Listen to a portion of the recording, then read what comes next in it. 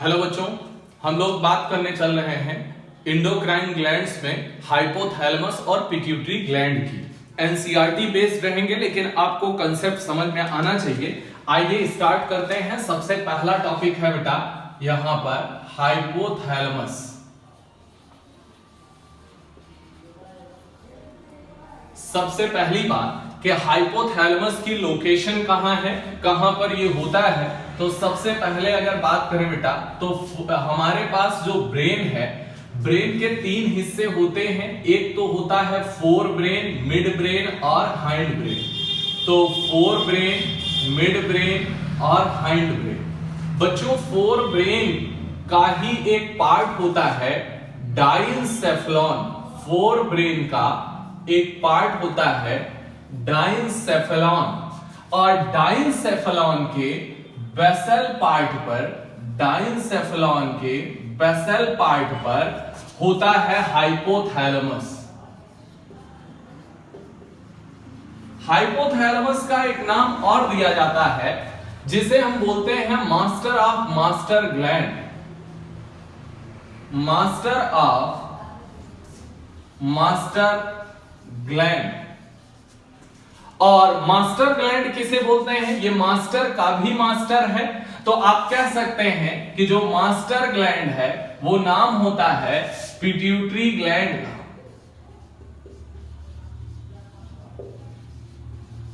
Master gland बोलते हैं pituitary gland को, और मास्टर ऑफ मास्टर ग्लैंड बोलते हैं हाइपोथैलेमस को। और हाइपो का मतलब नीचे है, थैलेमस के नीचे, दैट इज हाइपोथैलेमस। और इसका बेसिक लोकेशन क्या है?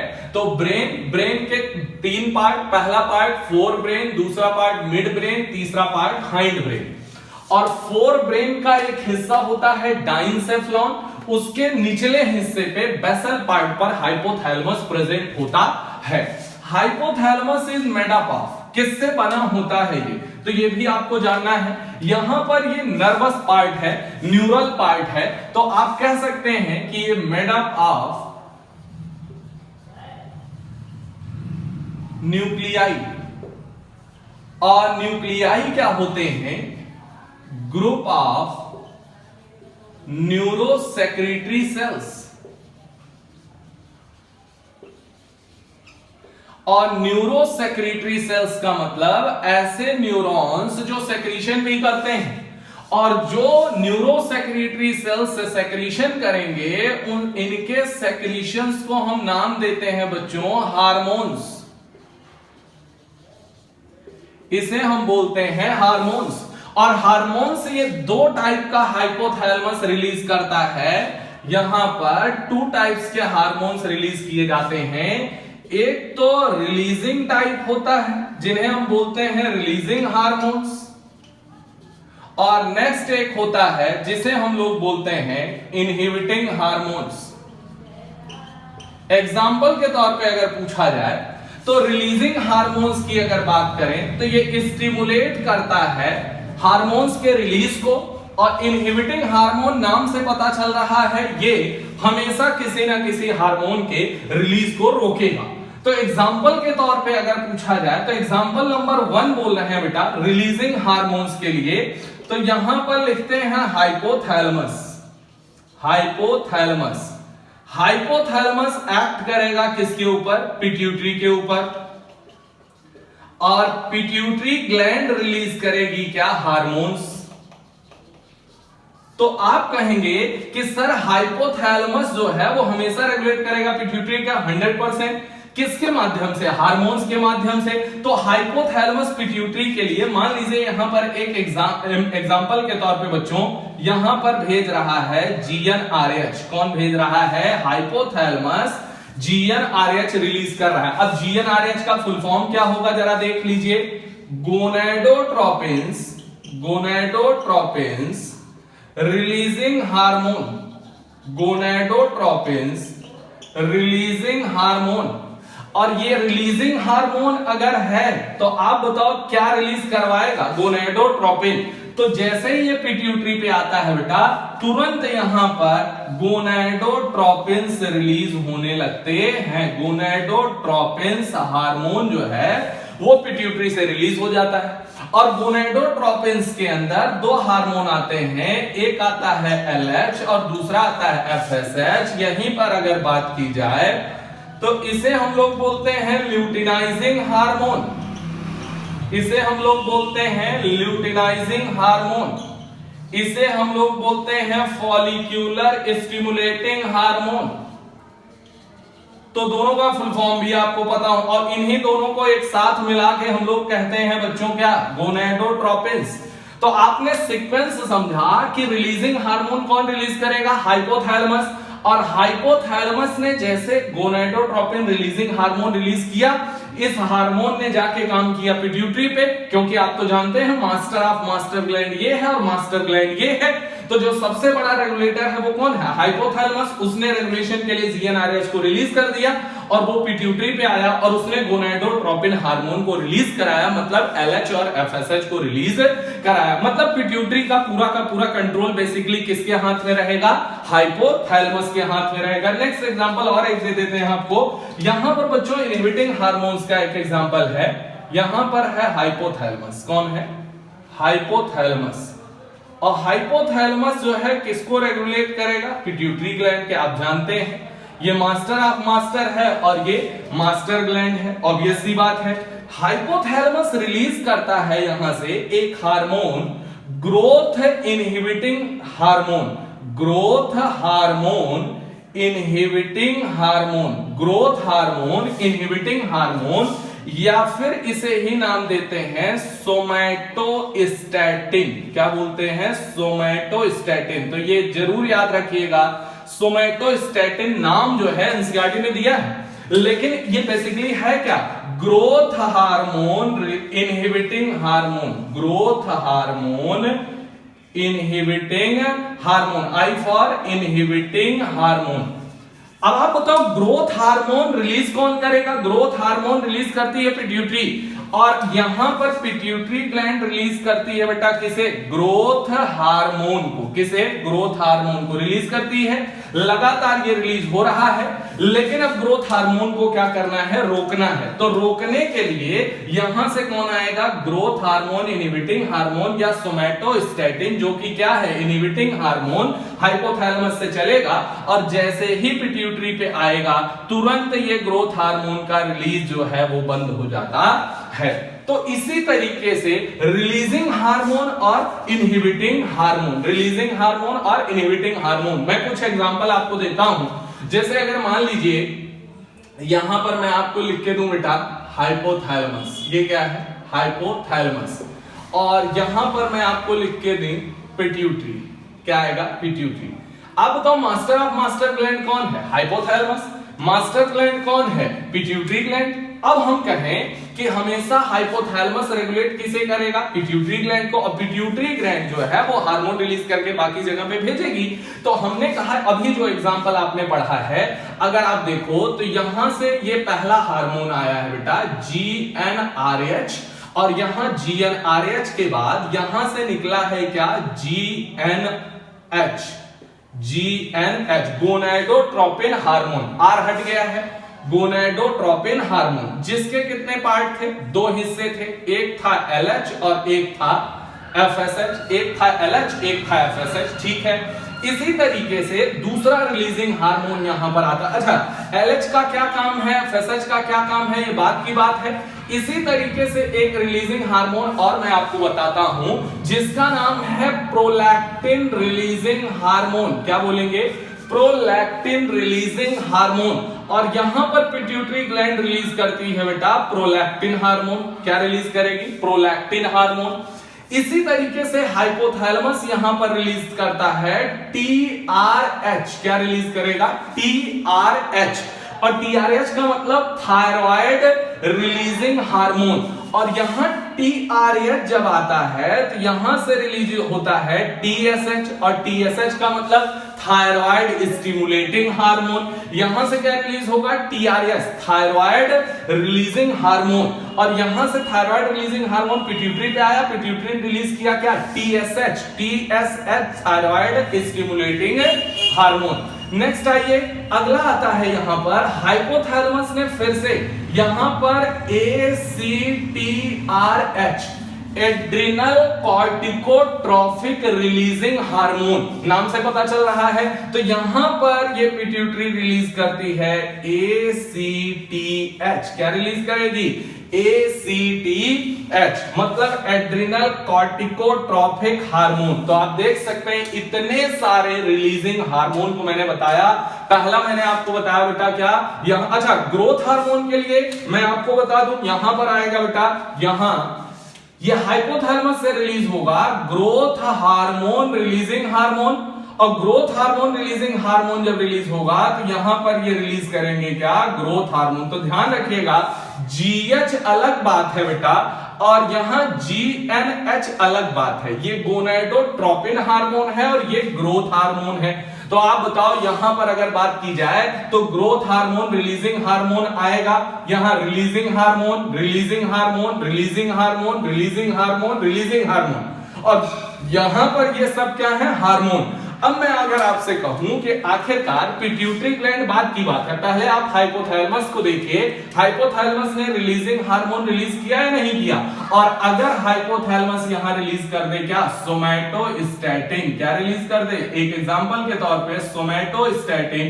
तो ये इनहिबिटरी हार्मोन है और इनहिबिटरी हार्मोन जब आएगा तो यहां पर ग्रोथ हार्मोन का सेक्रीशन बंद हो जाएगा। तो आप बताओ हाइपोथैलेमस जो है वो यहां पर GHRH की जगह ये कर दे तो बंद हो जाए, इससे स्टिमुलेट करेगा, इससे बंद करेगा। यहां ACTIH आ जाए तो बंद हो जाएगा, TRH की जगह TIH आ जाए बंद हो जाएगा, PRH की जगह PIH आ जाए, IH मतलब इनहिबिटिंग हार्मोन, और यहां GNIH आ जाए तो भी बंद हो जाएगा। और दूसरा सबसे इंपॉर्टेंट बात बेटा कि यहां पर इनहिबिट करने के लिए फीडबैक मैकेनिज्म सबसे ज्यादा कारगर होती है। मतलब जिसका सेक्रेशन बढ़ने लगता है वो हार्मोन जो है वो फीडबैक देके, निगेटिव फीडबैक देके पिट्यूटरी और हाइपोथैलेमस को दोनों को ये बता देता है कि अब इस हार्मोन की आवश्यकता नहीं है, आप इसे रिलीज करना बंद कर दीजिए। That is called the feedback mechanism. तो आप देखो हाइपोथैलेमस की लोकेशन क्लियर है, हाइपोथैलेमस में कैसे क्या चीजें प्रेजेंट होती हैं ये आपको क्लियर है, हाइपोथैलेमस कितने टाइप के हार्मोन को रिलीज करेगा ये आपको क्लियर है। नेक्स्ट हम लोग बात कर रहे हैं बेटा कि हाइपोथैलेमस और पिट्यूटरी अगर इस तरीके से रेगुलेशन करते हैं, हाइपोथैलेमस जो है वो हार्मोन रिलीज करके पिट्यूटरी के फंक्शन को, सिंथेसिस या सेक्रेशन ऑफ हार्मोन के रेगुलेट अगर करता है तो इसका मतलब ये दोनों एसोसिएट होते हैं, 100% एसोसिएट होते हैं। फटाफट जल्दी से देख लीजिए बेटा, यहां पर अगर बात की जाए तो ये वाला पोर्शन जो है बेटा ये है क्या? हाइपोथैलेमस। तो यहां पर मैं आपको एक फिगर वाइज बताने की कोशिश करता हूं हाइपोथैलेमस। और हाइपोथैलेमस जो है बेटा वो एक स्टॉक के जरिए, किसके जरिए? एक स्टॉक के जरिए, ये अगर आपको दिख रहा है that is called the stock. एक स्टॉक के जरिए यहां पर जुड़ा होता है किससे? पिट्यूटरी से। और वो पिट्यूटरी से कैसे जुड़ा होता है वो आप देखिएगा जरा सा, यहां पर इस तरीके से बनाएंगे और इस तरीके से बनाएंगे। तो आप जरा देखिए यहां रेड वाला पार्ट मैं दिखाता हूं आपको, ये जो पोर्शन है ये सबसे कम पार्ट है, ये सबसे कम हिस्सा है और सबसे ज्यादा हिस्सा ये है। तो आप बताओ इसे अगर मैं बात करूं बेटा तो फर्स्ट पार्ट, इसे मैं बात करूं तो सेकंड पार्ट, और इसे मैं बात करता हूं थर्ड पार्ट। आप देखो कितने हिस्सों में ये जो पोर्शन है यही है पिट्यूटरी ग्लैंड का। यहां पर अगर आप देखेंगे तो यही है बच्चों पिट्यूटरी ग्लैंड। ये क्या है? Pituitary gland. और पिट्यूटरी ग्लैंड और ये क्या है? हाइपोथैलेमस। तो आप बताओ हाइपोथैलेमस और पिट्यूटरी ग्लैंड आपस में स्टॉक के थ्रू यहां पर ये ज्वाइंट है या नहीं? बिल्कुल है। अब हाइपोथैलेमस तो हम पढ़ लिए, हाइपोथैलेमस डायरेक्ट अपना रेगुलेशन करता है पिट्यूटरी को, कैसे करता है वो मैं आपको बता देता हूं। यहां पर बच्चों ये हाइपोथैलेमस बना होता है न्यूरल पार्ट से, मतलब न्यूरॉन से, और यहां पर प्रेजेंट होते हैं उसकी डेंड्राइट्स। क्या प्रेजेंट होती हैं? डेंड्राइट्स। और डेंड्राइट्स के बाद आता है बेटा एक्सॉन। क्या आता है? एक्सॉन। और एक्सॉन जो है वो एंड होता है नर्व एंडिंग पे। किस पे? नर्व एंडिंग पे। और यहां पर प्रेजेंट होता है पोर्टल सर्कुलेशन। क्या होता है? Portal circulation. तो यहां पर पोर्टल सर्कुलेशन पाया जाता है। और पोर्टल सर्कुलेशन डायरेक्ट अटैच होता है किससे? फर्स्ट पार्ट से। ध्यान रखिएगा, डायरेक्ट अटैच होता है बच्चों फर्स्ट पार्ट से, पहले हिस्से से। दूसरे और तीसरे से ये नहीं यहां पर ज्वाइंट होता। तो आप बताओ ये क्या हो गया? न्यूरॉन। और न्यूरॉन मतलब क्या? न्यूक्लियाई या न्यूरोसेक्रेटरी सेल आप बोल सकते हैं। तो आप देखो यहां पर हाइपोथैलेमस बहुत सारे न्यूरॉन होंगे जिसमें न्यूक्लियाई बनेगा। न्यूक्लियाई मतलब न्यूरोसेक्रेटरी सेल। और जो यहां पर अपना सेक्रीशन सबसे पहले डेंड्राइट, और डेंड्राइट यहां मेन पार्ट आएगा बेटा साइटोन, और साइटोन के पार्ट से वो कहां आएगा? एक्सॉन। तो आप कहेंगे कि साइटोन और फिर कहां पर? एक्सॉन। तो एक्सॉन और एक्सॉन के थ्रू नर्व एंडिंग, और नर्व एंडिंग से पोर्टल सर्कुलेशन बनके वो इस पिट्यूटरी ग्लैंड के इस पार्ट पर आता है, मतलब फर्स्ट पार्ट पे आता है। अब आप कहेंगे सर यहां पर अगर बात की जाए इस बात तीसरा वाला पार्ट कैसे कंक्लूड होगा? तीसरा वाला पार्ट कैसे हाइपोथैलेमस रेगुलेट करेगा?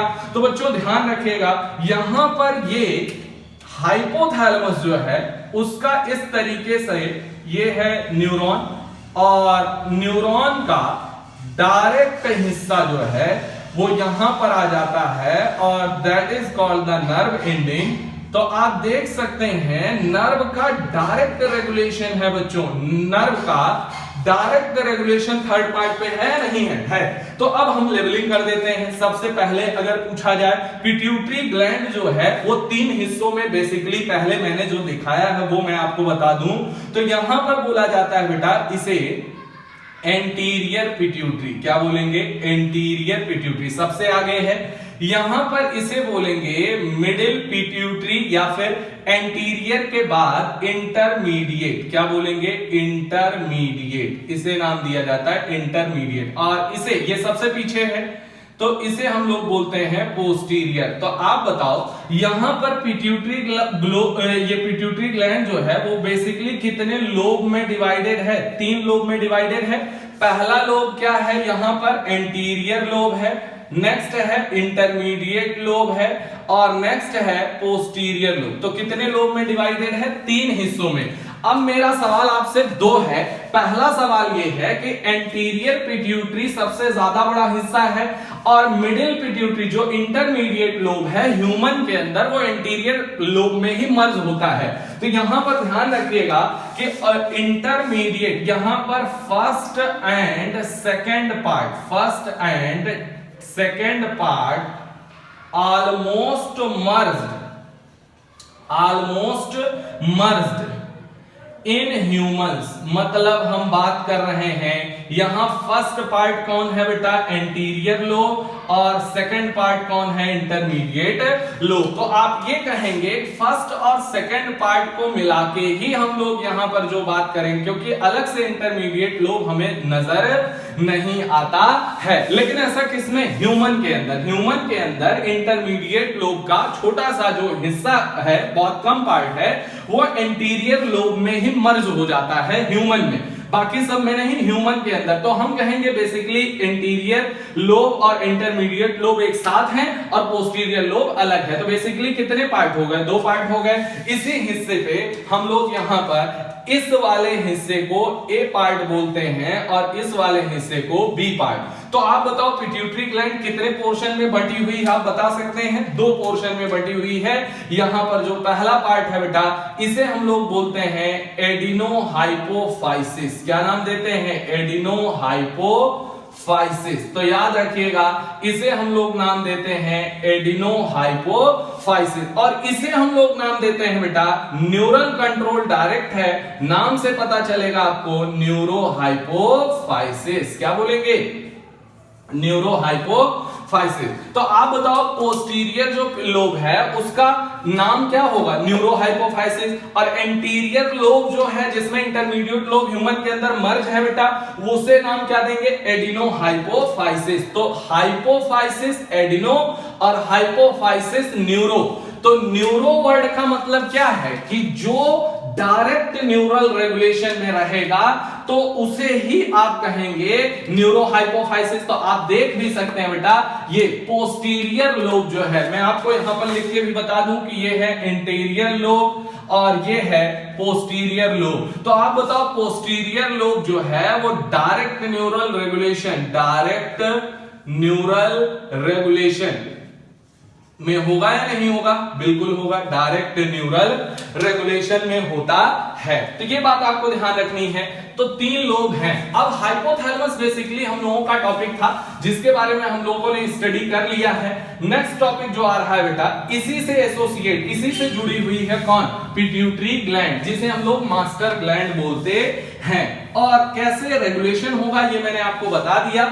नेक्स्ट पार्ट कि 3 लोब में बटी होगी पिट्यूटरी, एक तो एंटीरियर लोब, फिर इंटरमीडिएट लोब और फिर आएगा पोस्टीरियर लोब। पोस्टीरियर लोब जो होता है वो डायरेक्ट न्यूरल रेगुलेशन में होता है, डायरेक्ट न्यूरल कंट्रोल में होता है। और बाकी जो है हार्मोन जो आते हैं एंटीरियर को कंट्रोल करने के लिए, वो कहां से आते हैं भाई? वो आते हैं पोर्टल सर्कुलेशन से, मतलब ब्लड वेसल्स के थ्रू। और पोर्टल सर्कुलेशन क्या होता है कि डायरेक्ट जो कैपिलरी है, डायरेक्ट जो ब्लड वेसल है, उसे कहां जाना चाहिए था? ब्लड को लेके हार्ट में। ऑर्गन से कहां जाना चाहिए? हार्ट में। लेकिन वो हार्ट में जाने से पहले ऑर्गन टू ऑर्गन चली गई, और ऑर्गन टू ऑर्गन चली गई तो कैपिलरी से ही शुरू हुई और कैपिलरी पर ही एंड हो गई। तो आप कहेंगे कि यहां पर पोर्टल सर्कुलेशन हम लोगों ने एक बेसिक सर्कुलेशन में अच्छे से डिटेल में पढ़ेंगे बेटा। तो पोर्टल सर्कुलेशन का मतलब केवल एक है कि जनरली हर एक सप्लाई ऑर्गन से हट जाती है, लेकिन अगर वो सप्लाई बीच में कहीं रास्ते में वो किसी अदर ऑर्गन में होते हुए जाए, मतलब किसी जैसे हाइपोथैलेमस से हट जाना था, लेकिन हाइपोथैलेमस से सारा ब्लड इकट्ठा होकर पहले पोर्टल सर्कुलेशन के थ्रू कहां आएगा? एंटीरियर पिट्यूटरी में। ध्यान रखिएगा, एंटीरियर लोब और या एडिनोहाइपोफाइसिस और हाइपोथैलेमस के बीच ही पोर्टल सर्कुलेशन होता है बेटा। पोस्टीरियर लोब हमेशा डायरेक्ट न्यूरल रेगुलेशन में होता है। ठीक है, नेक्स्ट पार्ट आइए कि आखिरकार पिट्यूटरी ग्लैंड की लोकेशन क्या होती है। पिट्यूटरी ग्लैंड, और पिट्यूटरी ग्लैंड जो है वो अटैच है किससे? पिट्यूटरी ग्लैंड अटैच है किससे? हाइपोथैलेमस से। किससे कनेक्शन है? ये स्टॉक जो है वो क्या है? कनेक्शन। स्टॉक क्या है? कनेक्शन है। और पिट्यूटरी ग्लैंड की अगर लोकेशन की बात की जाए तो लोकेशन इसकी क्या होती है वो आप समझे भाई। देखो यहां पर फोर ब्रेन के जस्ट यही पार्ट में होती है बेटा। यहां पर हम लोग पढ़ते हैं जब स्केलेटन सिस्टम, तो वहां पर आता है स्कल बोन और उसमें क्रेनियल बोन का एक पार्ट है, एक बोन होती है स्फिनोइड, जो बटरफ्लाई शेप होती है, जिसका नाम स्फिनोइड होता है। उस बटरफ्लाई से बोन के अंदर एक गड्ढा होता है जिसे बोलते हैं बोनी कैविटी। तो यहां पर लोकेशन की अगर बात करें तो स्फिनोइड बोन कहां पर? स्फिनोइड बोन, और स्फिनोइड बोन के किस पार्ट में? बोनी कैविटी। यहां पर बोनी कैविटी, और बोनी कैविटी का नाम होता है सेला टर्सिका। यह नाम होगा बेटा सेला टर्सिका। वहीं पर ये पिट्यूटरी ग्लैंड पाई जाती है। स्फिनोइड बोन के बोनी कैविटी सेला टर्सिका के अंदर ये लोकेटेड होती है। इसके 3 लोब होते हैं, basically 3 lobe, anterior, intermediate, posterior. लेकिन इसके मेन 2 पोर्शन में बटे होते हैं। एक तो एडिनोहाइपोफाइसिस जो पोर्टल सर्कुलेशन के थ्रू रेगुलेट होता है हाइपोथैलेमस से।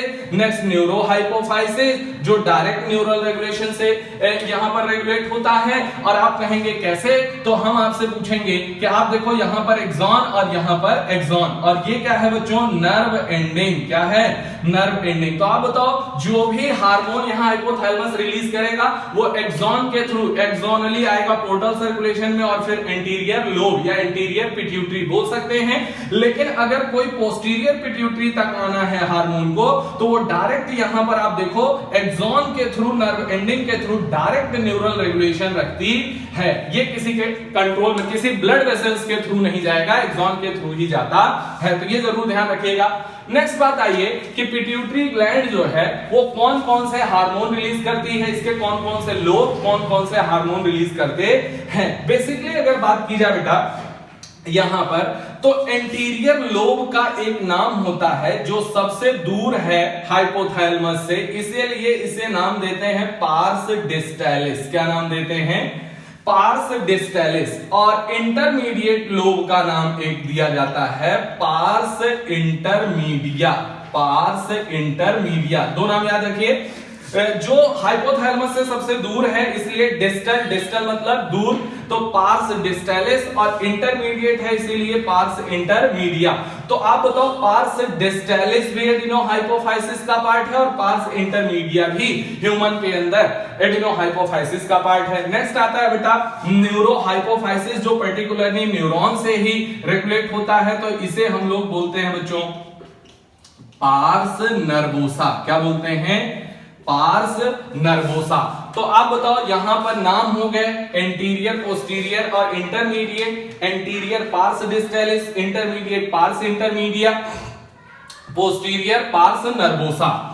अब बेसिकली हम लोगों को देखना है कौन कौन से हार्मोन ये रिलीज करती है पिट्यूटरी, और कौन कौन से हिस्से से। तो तीन ही हिस्से में पढ़ना है हमें बेसिकली। स्पेसिफिक अगर बात करें तो सबसे पहले बेटा पार्स नर्वोसा को खत्म कर दें अगर, तो पार्स नर्वोसा दो हार्मोन रिलीज करती है। पार्स नर्वोसा जो है वो एक हार्मोन रिलीज करती है ऑक्सीटोसिन। क्या बोलेंगे? ऑक्सीटोसिन। और दूसरा हार्मोन रिलीज करती है बेटा, आप सबने पढ़ा हुआ है, एंटी डायूरेटिक हार्मोन या फिर बोलते हैं वैसोप्रेसिन। वैसोप्रेसिन। और नेक्स्ट आता है कि यहां पर ये जो पार्स इंटरमीडिया है, ये पार्स इंटरमीडिया रिलीज करती है MSH, मेलानोसाइट स्टिमुलेटिंग हार्मोन। यहां पर इसका फुल फॉर्म होता है मेलानोसाइट स्टिमुलेटिंग हार्मोन। ध्यान सुनना, मेलानोसाइट स्टिमुलेटिंग हार्मोन। और मेलानोसाइट किसे कहते हैं? मेलानिन कंटेनिंग सेल, इसे बोलेंगे मेलानिन कंटेनिंग सेल्स को बोलते हैं मेलानोसाइट। और ये कहां प्रेजेंट होती हैं? बेसिकली प्रेजेंट इन स्किन होती हैं, प्रेजेंट इन स्किन, इसे हम बोलते हैं मेलानोसाइट। तो अब देखो parse intermedia, MSH, oxytocin, ADH या वैसोप्रेसिन। आइए बच्चों यहां पर पार्स डिस्टैलिस और एंटीरियर पिट्यूटरी सबसे ज्यादा हार्मोन रिलीज करती है बेटा, और उसमें आपको ध्यान रखना है कौन कौन से हार्मोन। तो सबसे पहले अगर बात की जाए तो ये रिलीज करेगी ग्रोथ हार्मोन। क्या रिलीज करेगी? ग्रोथ हार्मोन, जिसे GH से दिखा रहे हैं। नेक्स्ट दूसरा आता है प्रोलैक्टिन, जिसे हम PRL से दिखा रहे हैं। नेक्स्ट आता है TSH, थायराइड स्टिमुलेटिंग हार्मोन। और चौथे नंबर पे आ रहा है ACTH। क्या बोलेंगे? ACTH, adrenal corticotropic hormone. और नेक्स्ट हम लोग बात कर रहे हैं बेटा यहां पर ग्रोथ हार्मोन, पहला प्रोलैक्टिन, दूसरा TSH, तीसरा ACTH, चौथा नेक्स्ट जो हार्मोन है वो कौन सा आएगा भाई? गोनेडोट्रोपिन्स। बहुत इंपॉर्टेंट है बेटा, GN हार्मोन। GN हार्मोन मतलब गोनेडोट्रोपिन्स। और गोनेडोट्रोपिन्स में कौन कौन आएगा? एक तो FSH आएगा और एक LH आएगा। तो इन्हीं के काम हम पढ़ना शुरू करते हैं। हार्मोन तो क्लियर हो गए कि ऑक्सीटोसिन, ADH या वैसोप्रेसिन, इनका डायरेक्ट न्यूरल रेगुलेशन होता है। तो इनके बारे में क्या क्या खास बातें हैं वो देख लीजिए जरा। यहां पर अगर बात की जाए बेटा ऑक्सीटोसिन और ADH, इसको हम पहले खत्म करते हैं। क्या है? क्योंकि ADH आपने पढ़ा हुआ है। ये ऑक्सीटोसिन और ADH की अगर बात करें तो ये पहली चीज तो कहां बनते हैं और कहां से रिलीज होते हैं? तो आप कहेंगे सिंथेसाइज। सिंथेसाइज कहां सिंथेसाइज होंगे? Synthesises in hypothalamus. Most important बात है बेटा, सिंथेसाइजेस इन हाइपोथैलेमस। ये हाइपोथैलेमस में सिंथेसाइज होते हैं। Store and secrete by, store and secreted by, store and secreted by किससे? Posterior pituitary. पोस्टीरियर पिट्यूटरी या फिर न्यूरोहाइपोफाइसिस। न्यूरोहाइपोफाइसिस। तो याद रखिएगा ये बनते तो हमेशा कहां पर हैं? हाइपोथैलेमस। बहुत बार सवाल पूछा गया बच्चों, यहां पर ये बनते तो कहां पर हैं? हाइपोथैलेमस में। और कैसे हाइपोथैलेमस से न्यूरोहाइपोफाइसिस आते हैं? ट्रांसपोर्टेड एक्सोनली। यहां पर ट्रांसपोर्टेड एक्सोनली, एक्सोन के थ्रू टू नर्व एंडिंग्स तक पहुंचाया जाता है। आइए बच्चों बात करते हैं यहां सबसे पहले ऑक्सीटोसिन की, और इसके ये दोनों के बारे में कॉमन है। सिंथेसाइजेस इन हाइपोथैलेमस, जबकि स्टोर होते हैं, और जब हाइपोथैलेमस में सिंथेसाइज हो जाते हैं तो वो एक्सॉन के थ्रू देखो यहां सिंथेसाइज हो गए और एक्सॉन के थ्रू आ गए और नर्व एंडिंग पे आ गया और पोस्टीरियर लोब या पोस्टीरियर पिट्यूटरी में स्टोर हो गए, और जब जरूरत पड़ेगी तो वहां से रिलीज किए जाएंगे, लेकिन बनेंगे नहीं कभी, इस बात का खासा ध्यान रखिएगा। आइए स्टार्ट करते हैं ऑक्सीटोसिन।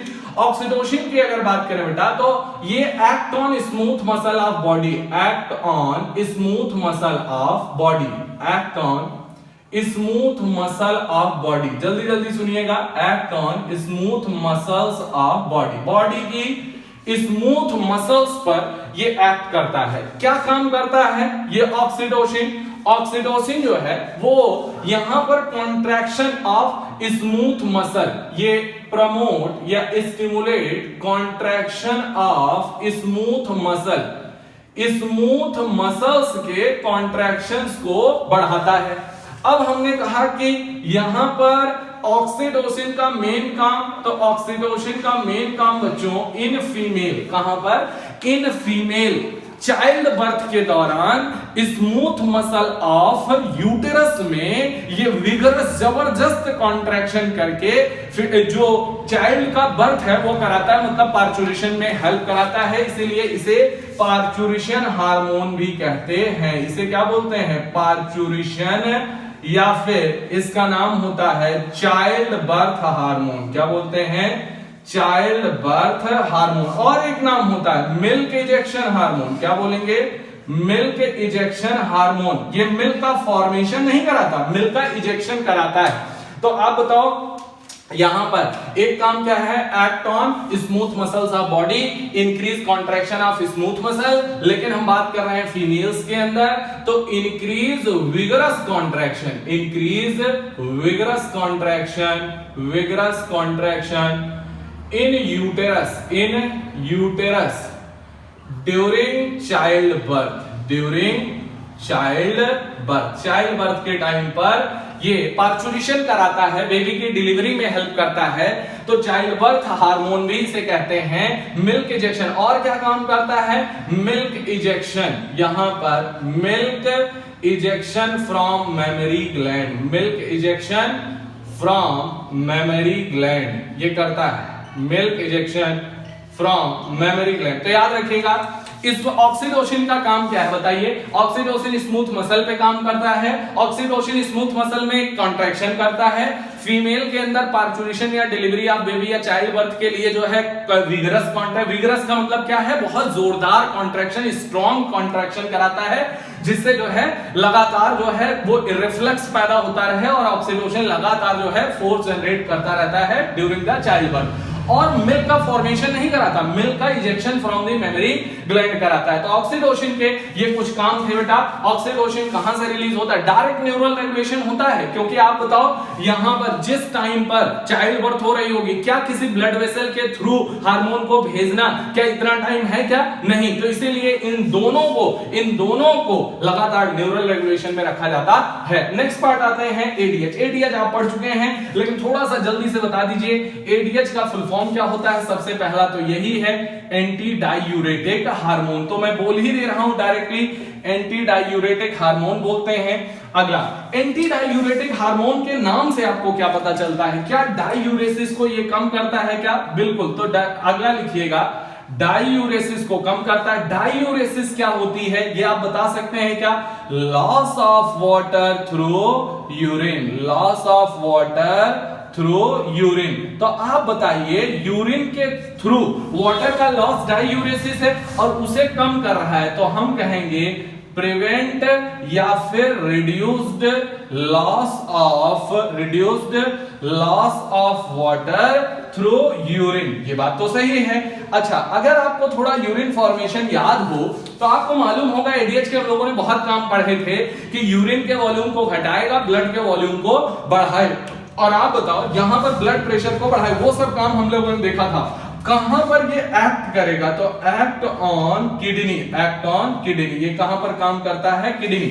लेकिन किडनी की स्ट्रक्चरल और फंक्शनल यूनिट तो नेफ्रॉन है, तो नेफ्रॉन के डिस्टल टिब्यूल पे, तो किडनी और किडनी के distal tubule, distal tubules of nephron, distal tubules of nephron. बच्चों ध्यान रखिएगा, एक डिस्टल टिब्यूल बोला है, डीसीटी नहीं बोला है, तो यहां पर डिस्टल टिब्यूल में डीसीटी और कलेक्टिंग डक्ट, और यहां डीसीटी का कौन सा पार्ट, डिस्टल पार्ट, डीसीटी का डिस्टल पार्ट, और यहां कलेक्टिंग डक्ट का प्रॉक्सिमल पार्ट, यहां पर ये वर्क करता है। और क्या करता है, ये वाटर और इलेक्ट्रोलाइट का रिसॉर्प्शन कराता है, तो यहां पर water and electrolyte, water plus electrolyte. लेकिन मेनली किसके बारे में बात करेंगे हम लोग, हमेशा वाटर, थोड़ा बहुत सॉल्ट तो आएगा ही आएगा, तो मेनली जो है वाटर, तो वाटर प्लस इलेक्ट्रोलाइट, थोड़ा बहुत जो सॉल्ट आता है मेनली वाटर, इसका क्या कराएगा, रीअब्सॉर्प्शन। लेकिन एनसीईआरटी लिखती है रिसॉर्प्शन, तो बात वही है, रिसॉर्प्शन या रीअब्सॉर्प्शन। और एडीएच लगातार, कुल मिला के आपको बात पता है, हम लोगों ने डिस्कस किया है कि पानी को खींच के लगातार कहां डालता रहता है, ब्लड के अंदर, तो ब्लड वॉल्यूम बढ़ेगा, यूरिन का वॉल्यूम घटेगा, यूरिन पानी का लॉस कम होगा, और ब्लड की ऑस्मोलैरिटी क्या होगी, लगातार कम होगी, ब्लड का वॉल्यूम क्या होगा, बढ़ेगा, तो ब्लड प्रेशर क्या होगा, बढ़ेगा। और ब्लड प्रेशर बढ़ाने का एक तरीका और है इसके बाद, वैसोप्रेसिन, और वैसोप्रेसिन का मतलब ये है कॉन्स्ट्रिक्ट द ब्लड वेसल, यहां पर कॉन्स्ट्रिक्ट ब्लड वेसल, और ब्लड वेसल्स अगर कॉन्स्ट्रिक्ट होती है बच्चों, तो आप बताओ ब्लड प्रेशर क्या होगा, बढ़ जाएगा।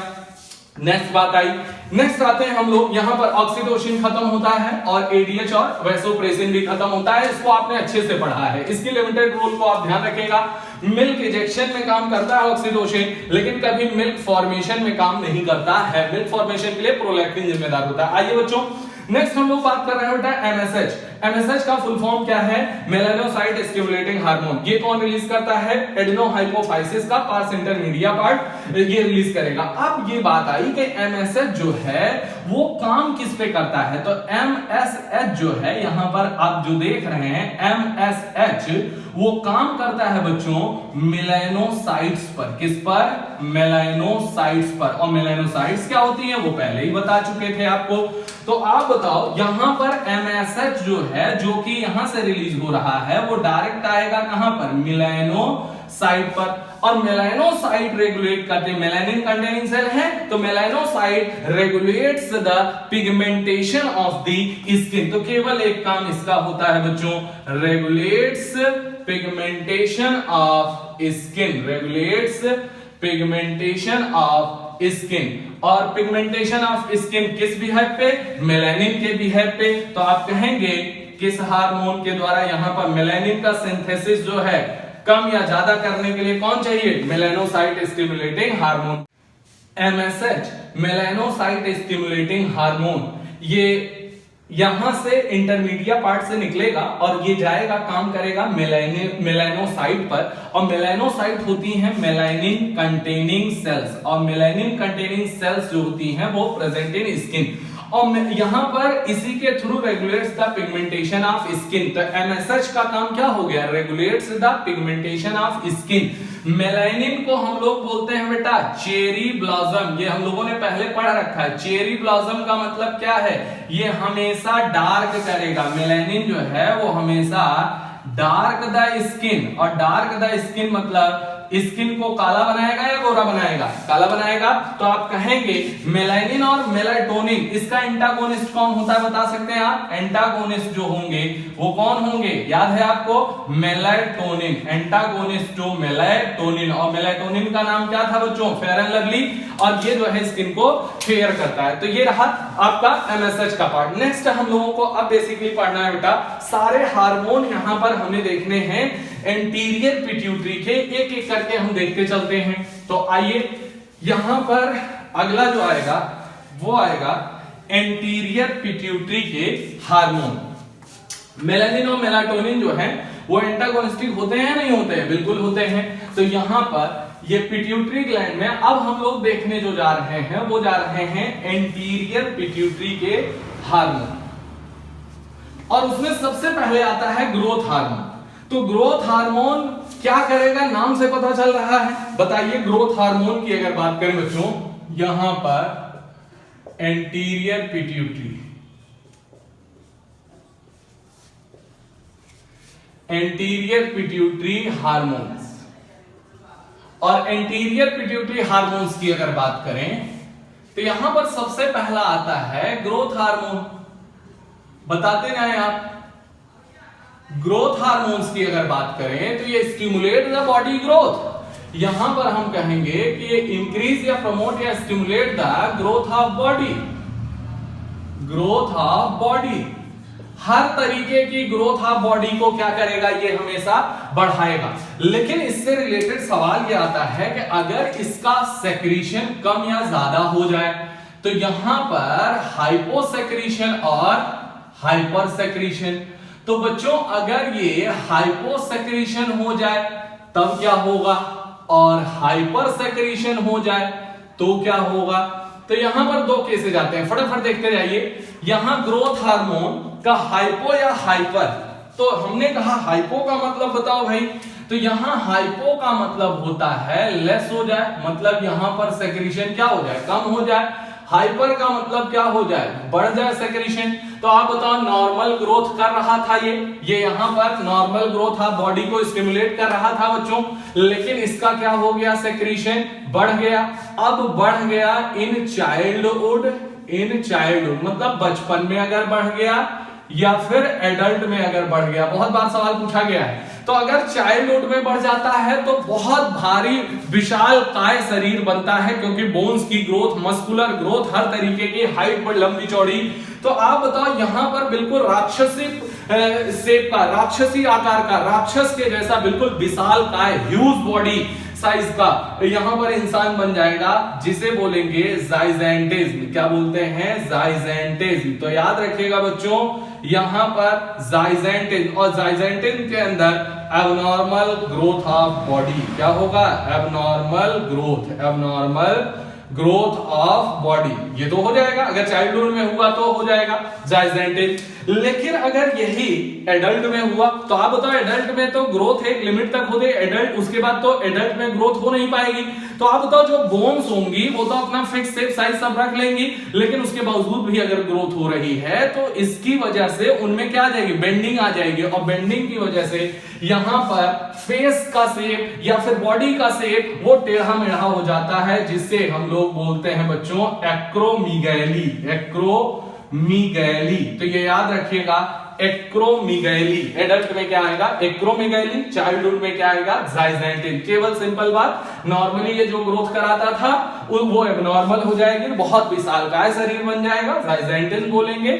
और जाइंट का मतलब समझते ही हैं आप, बिल्कुल राक्षस के जैसा, बिल्कुल विशालकाय। इन एडल्ट्स की बात करें तो इसके अंदर क्या होगा, shape of the body, face of the body, body के अंदर जो बोन्स का शेप है वो सारी चीजें बेढब हो जाएंगी, और इसे हम लोग बोलेंगे एक्रोमेगाली। तो डायरेक्ट सवाल पूछे गए, याद रखिएगा हाइपर सेक्रीशन से। लेकिन अगर हाइपोसेक्रीशन हो जाए तब क्या होगा, कम हो जाएगा तो स्टंटेड ग्रोथ हो जाएगी। क्या हो जाएगी, स्टंटेड ग्रोथ, मतलब टिंगा रह जाएगा, बौना रह जाएगा।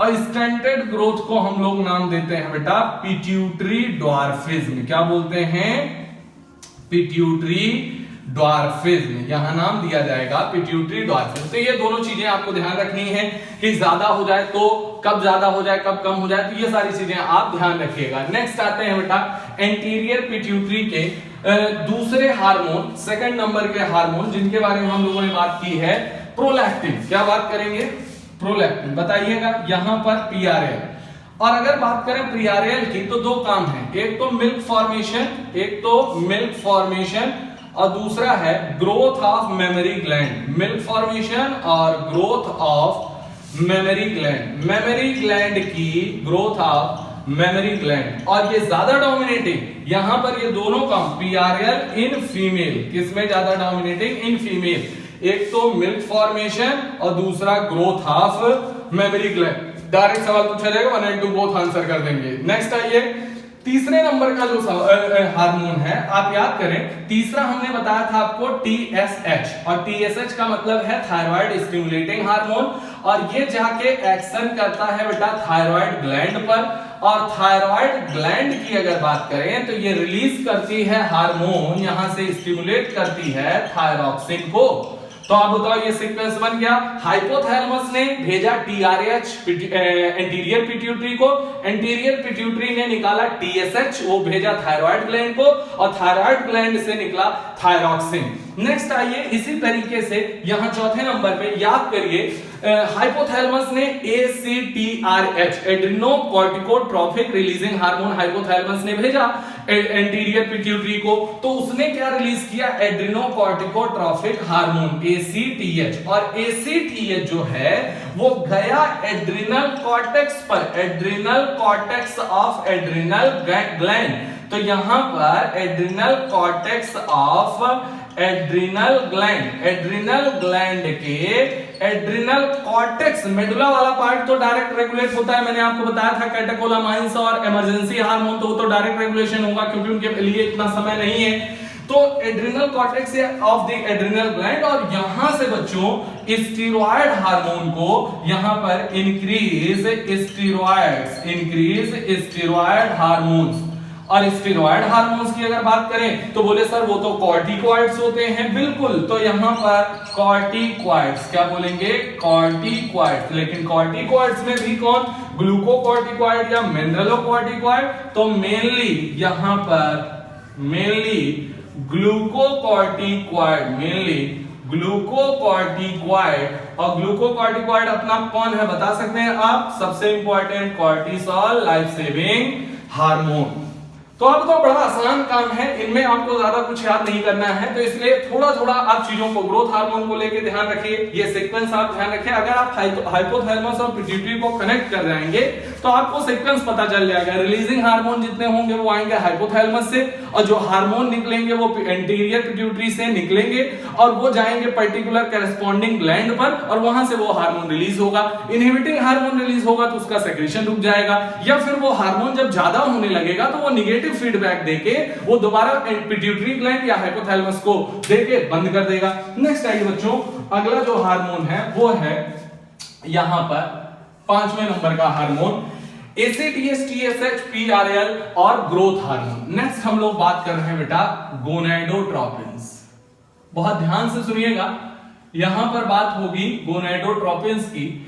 गोनेडोट्रोपिन्स नाम ही पड़ा है क्योंकि यहां पर गोनेड्स आते हैं। क्या आते हैं, गोनेड्स। और यहां पर एक्ट ऑन गोनेड्स, तो यहां पर ये गोनेड्स पर एक्ट करता है और इंक्रीज या स्टिमुलेट द गोनेडल एक्टिविटी, और इसी वजह से ही तो इसे गोनेडोट्रोपिन कहते हैं, एक्ट ऑन गोनेड्स। और गोनेड्स बोले तो सेक्स ऑर्गन्स।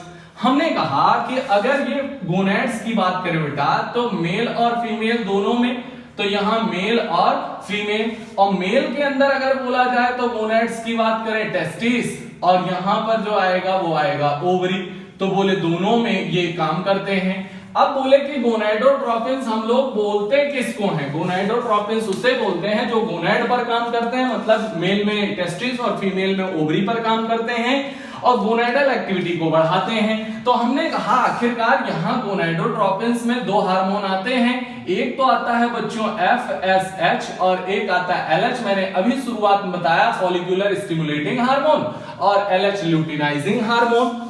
तो हमने कहा कि FSH LH जो है ये गोनेड पर एक्ट करते हैं और गोनेडल एक्टिविटी को बढ़ाते हैं। तो सबसे पहले शुरुआत करते हैं इन मेल, पहले हम मेल में देख लेते हैं और फिर हम आ जाते हैं इन फीमेल।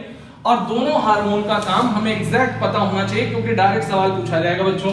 तो यहां इन मेल अगर बात की जाए तो यहां पर FSH यहां पर और यहां LH आएगा।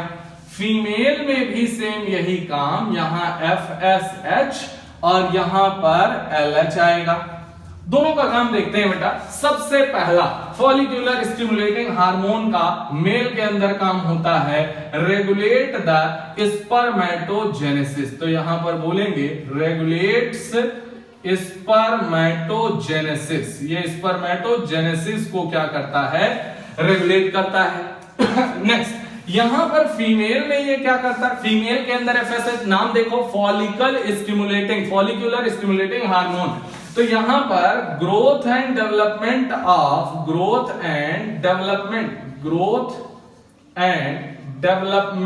ऑफ किसका, ovarian follicles, growth and development of ovarian follicles, ovarian follicles के ग्रोथ और डेवलपमेंट को इन ओवरी के अंदर ग्रोथ एंड डेवलपमेंट को ये स्टिमुलेट करता है, मतलब बढ़ाता है। तो ये ग्रोथ और डेवलपमेंट को क्या करता है, बढ़ाता है, रेगुलेट करता है।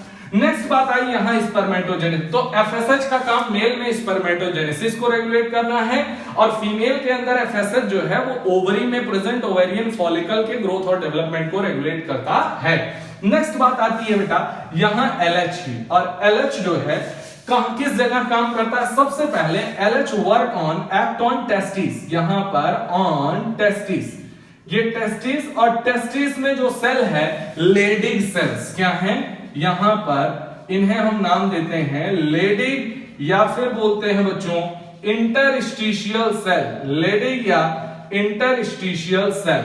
और लेडिग और इंटरस्टिशियल सेल पर जब एलएच आता है तो ये यहां से androgen, increase the androgen secretion, androgens, इनके मेल हार्मोन्स को आप लोग क्या कहते हैं, एंड्रोजेंस। और बेसिकली अगर बात की जाए तो टेस्टोस्टेरोन, क्या बोलेंगे, टेस्टोस्टेरोन, और टेस्टोस्टेरोन या एंड्रोजेंस को ये बढ़ाता है, कहां एक्ट करता है, टेस्टिस पर, लेडिग सेल या इंटरस्टिशियल सेल पर। नेक्स्ट आइए भाई, यहां एलएच क्या करता है, बहुत इंपॉर्टेंट है बेटा। सबसे पहला जो काम है वो इंड्यूस ओवुलेशन, यहां पर क्या आएगा, इंड्यूस ओवुलेशन, पहला काम इंड्यूस ओवुलेशन। किसका ovulation, of fully matured follicle या Graafian follicle, induce ovulation of fully mature follicle या फिर ग्राफियन फॉलिकल, एनसीईआरटी लिखती है, या फिर ग्राफियन फॉलिकल। पहला काम तो ये है क्या, कि ये ओवुलेशन कराता है एलएच। पहला सवाल यही आता है, ओवुलेशन के लिए जिम्मेदार कौन है, एलएच।